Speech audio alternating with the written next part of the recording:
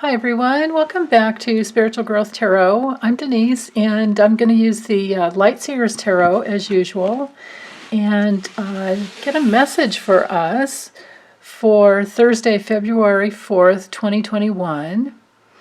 And as usual, I'm looking for something to help us through the day as well as a spiritual message that can be timeless, that can be used for our soul growth. Okay, so I have for the theme, we have the Wheel of Fortune reversed. And flanking on both sides, we have the Seven of Cups reversed and the Eight of Wands. Okay, so with the Wheel of Fortune reversed, well, sometimes you're up, sometimes you're sideways, sometimes you're in between, and sometimes you're just feeling a little upside down. Now that doesn't mean that it has to be a bad day or a bad time at all. It's just that it can just be a bit of a delay. And I say that because that brings in the element of, combining these two cards together. Sometimes there's a delay because we don't really know what we want. And that's especially true because, the Wheel of Fortune follows the Hermit card. Here, let me show you quickly. Because oftentimes I go backwards to the previous card. Oh, here it was right there. If a major arcana is reversed, well, actually any of them, I often go backwards to see what's the lesson in the previous card. Now with the Hermit, that's all about being your own inner guide. It's about connecting deeply into the place where you are 100% light, and that's that light lives and breathes and has life force within the nucleus of every cell of your body. So you don't have to focus on one area of your body, you just go inside and let your light guide you. It's all about having some solitude and having a lot of time for, to self-reflect and do some deep soul searching. So I think that that's a good day. Like, this is a good day for going inside and let yourself not be on top of the world. Let yourself not be outwardly active. Allow yourself to just take it easy, because it looks like there's a lot of energy, or at least news. If it's not a lot of energy and movement coming towards you, to get things done or handle some things, it's at least a lot of news coming in. So take the day off. I mean, yeah, it's a Thursday, it's not a Saturday or Sunday, but whatever. A lot of us can make up our own rules and take the days off that we want. I mean, I remember years ago being a massage therapist, having always taking Mondays off, and the only downside to that was if you wanted to get your hair cut or something, a lot of hair salons did the same thing. I noticed that, hair salons were closed and things like that. So I flipped it around once in a while so that I could get in the hair, the estheticians and the people that, estheticians that gave facials and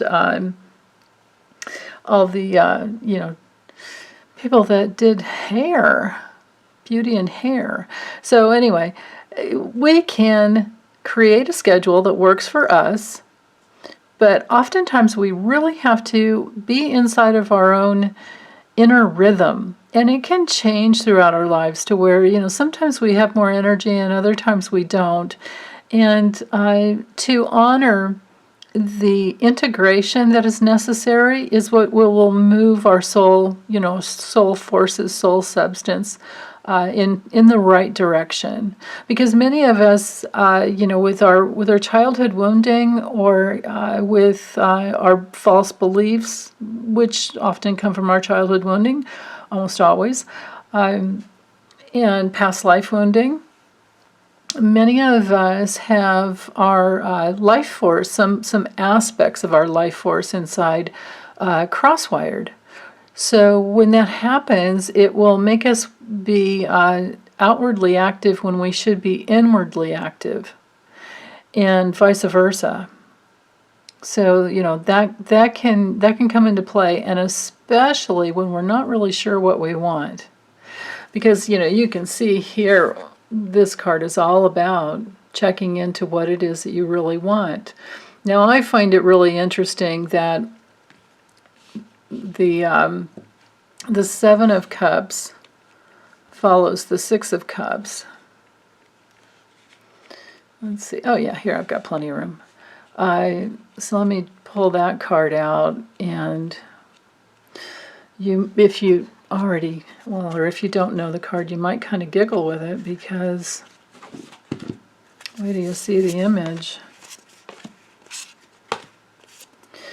It's all about our childhoods. It's all about the past. This card is all about the past. So a lot of times when we don't know what we want, it's because in our childhoods we weren't encouraged, or even maybe we were even put down when we didn't, when we asked for something that we wanted. I can remember times like with my dad, where all I really wanted was his love, of course, but we'd be out together rarely, because he worked so much that I rarely had time with him. So I remember one time as a little kid in a store with him and asking if I could get that candy bar. Can I have the candy bar? And he just said, "Oh, you don't really need that." And of course, he's trying to prevent me from having cavities, or maybe the candy bar was like ginormous. Who knows? I can't remember. All I do remember was that I felt he didn't love me, and so of course I was projecting my own pain onto the situation in the candy, when really it was that I wanted his love, and he just wasn't a demonstrative type of guy until he got older and we all taught him how to be. Us kids had to grow up and teach him how to be that way. And then he was the most lovable guy in the world. But so you can explore your childhood. Like, what was it like for you in the past when you wanted something? What happened when you spoke up and said what you wanted? And on another level, you can use, the message that's coming through, I think, for today, you can use this little message here. It's to remind yourself that anytime you're feeling, angry or stressed out or some anxiety or resentful, sometimes we can feel resentful. Ask yourself what it is that you really, really, really want. Like, what is it? What's behind? What's underneath? What's the deeper feeling that's back there? Because a lot of times when we're angry, sometimes it's healthy anger, and then other times there's a deeper pain underneath it, and then other times when we're feeling stressed out, there's a deeper fear that we need to get in touch with. And other times, if we're feeling resentful, there's some healthy anger that's under that, but we're too afraid to put ourselves out there and say what it is that we really want. Like, what would happen if you told your boss or your husband or your lover or your, even one of your kids, how you really felt? If you have like adult children that can handle it. I'm not saying to put this kind of stuff on your young kids. Not at all.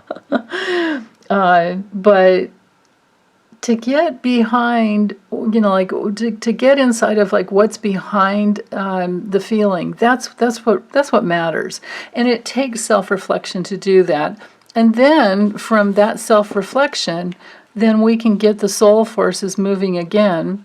And if this isn't a lot of energy coming in, this also can be because the eights are all just so powerful.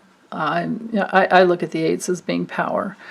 One of the, well, actually, yeah, because not just one of the forms of power, but like major power, because all the eights are ruled by the strength card, at least the way I read them. So with the Eight of Wands, this can be on a deeper level, rather than it just being about news and, like air travel and moving forward really quickly and some kind of progress and, quick changes and something powerful. What if it's the deeper soul forces? And because the wands are all about, our spiritual energy, and, that is naturally in a powerful movement when it's flowing freely. So what if all the things I was just speaking about could help, get those, to get the life force flowing freely? Because it's all one energy current. I mean, life and all the energy in the universe, all of the energy in our body, it's all naturally, the way it was created, is all one energy current. It's just that we tend to get things like cross-wired. It's kind of like in the movie in The Matrix, where there were like plugs into people's necks and stuff. I mean, it's kind of creepy, think about it like that, but maybe a better way would be to think about it being a switchboard operator like Lily Tomlin, like one ringy dingy. And if you could literally unplug where your energy was going in the wrong direction because you didn't know what you wanted and you're afraid that something was going to happen from the past again that kept you from feeling love or loved, or valuable. And then what if you unplugged from that and plugged into the right, the right circuit? And if we do that, what happens is that we're active when we're our active currents, our our positive, self-assertion goes in the right direction rather than going like against us or working against us. And we're receptive and quiet and peaceful, when it's appropriate to be. We will naturally flow. Our life force will naturally flow and guide us instinctually to go in the right direction. And then we'll have good timing. We'll be connected with the divine order in the universe, and we'll have, good timing will come through. A lot of life will work so much easier, once we do our inner work and question the false beliefs of the past and go through the pain, the painful times that we went through, or the painful times that we numbed out from in our childhood that we now need to revisit. And once we heal those, then everything turns back up the way it should, it should be, where we have, we'll remember the love. And even though there was pain, we'll be okay with that too, because once we heal it and we get in touch with what we really want, then we can definitely just keep moving forward in the direction that we want to go. So that's it. I don't think I have anything to add to that. Okay. Thanks, you guys. Take care. Bye.